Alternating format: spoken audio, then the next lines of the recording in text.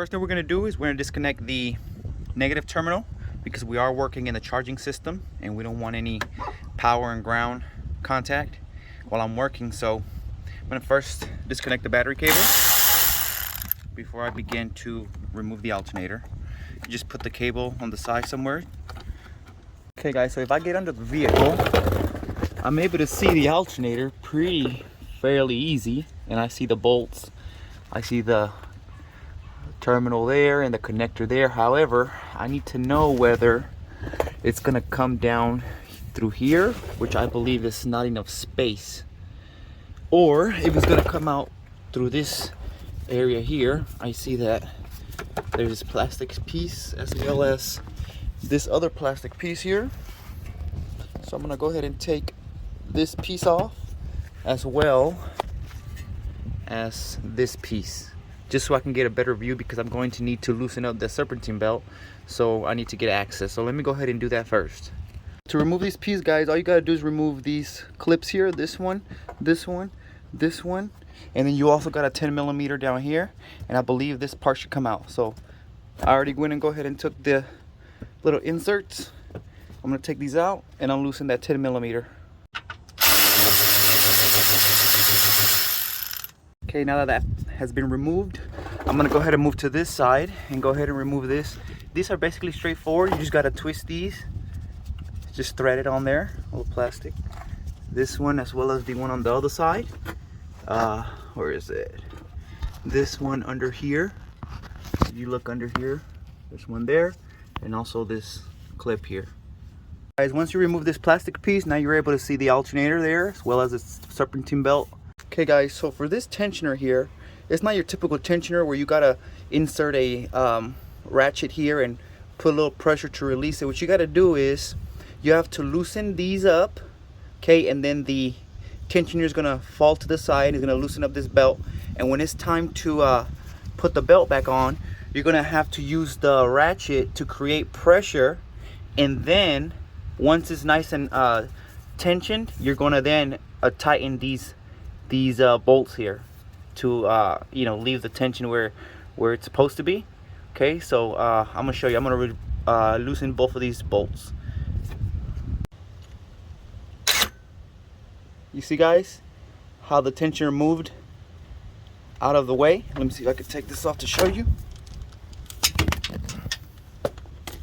Okay, you see it moved out the way here.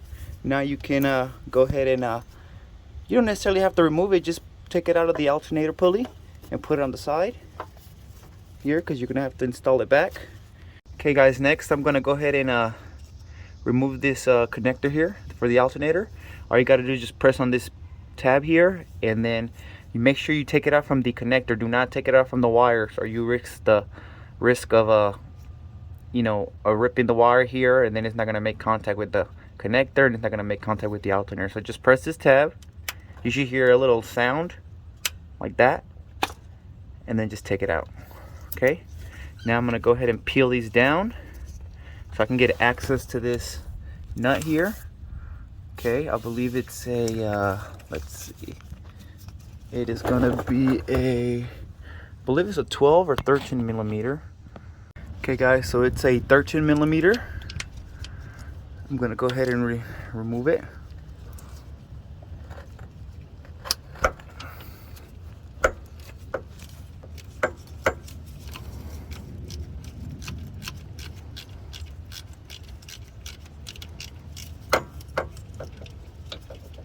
Once you got it loosened up, you can just take it out with your hands. Loosen it up. Okay. Now we have removed that and that. That's why it's very important to disconnect the battery, because when you're doing this type of jobs, if the ratchet makes contact with the voltage, as well with the case or with the body or any part where there's grounded, you're gonna create a spark, possibly damage a fuse, and you're just gonna get yourself in a bigger problem. Okay guys, now that we have the electrical removed from the back of the alternator, we have a series of 3 bolts. You have one right there, one right here, but you also have one on the top here, okay, that you need to get out. And I'm going to get this one out on top first. So then, since I'm removing the alternator from here, I want both of these bolts to be the last one, so that you know, once I loosen them, the alternator is gonna, you know, release, rather than loosening these up and then having to go to this one, and it's a little bit more difficult. So go ahead and do the first one on top. I'm gonna be using a 13mm long socket like this, and I'm gonna insert it in here, okay, until you're able to feel the bolt, and then you're gonna loosen it, and then hopefully we can loosen it with our hands afterwards. So you can also get to this bolt from the top of the vehicle, but I think it's a little bit easier this way. Okay guys, just so you can get an idea of what it looks like from up here, it's like this. Let me try to get the camera clear.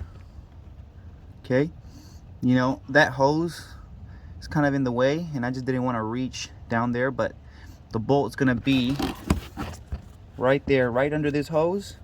There's a bolt there. I already took it out, but there's one bolt right there on top of the alternator.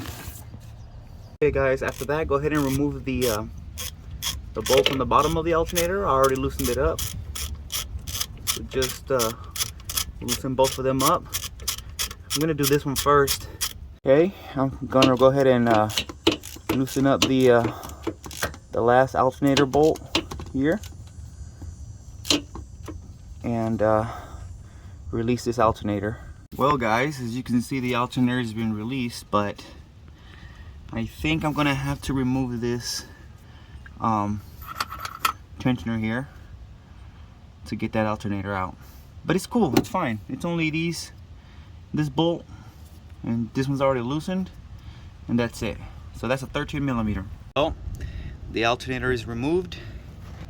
Now I'm gonna go ahead and get the alternator, the new alternator, and go ahead and put it on. Okay guys, I've installed the alternator. Now I wanted to show you guys this with the tensioner. I want to go ahead and put the tensioner on, but the bolts are not tightened. They're just hand tightened until so the tensioner can still have free play here.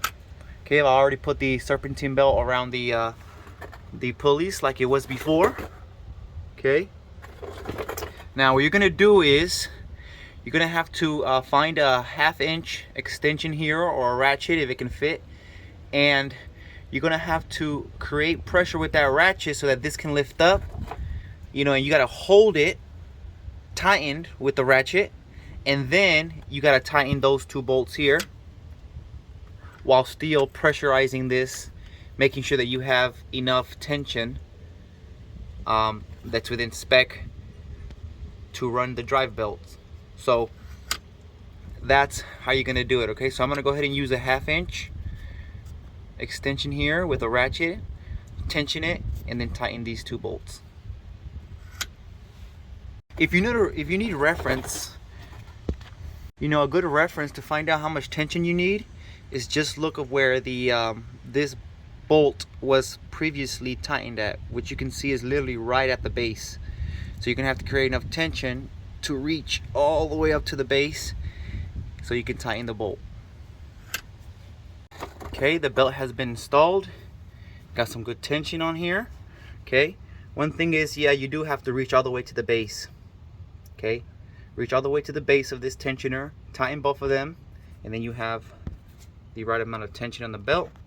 Now I'm going to go ahead and connect the electrical in the back of the alternator, and all the, basically install in reverse order from here. Okay guys, go ahead and tighten the battery.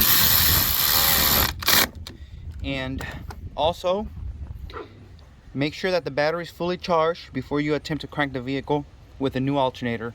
If the battery is weak, okay, you can damage the alternator trying to crank the vehicle, and you can damage the diodes inside the alternator. So make sure the battery is fully charged before you attempt to crank the vehicle.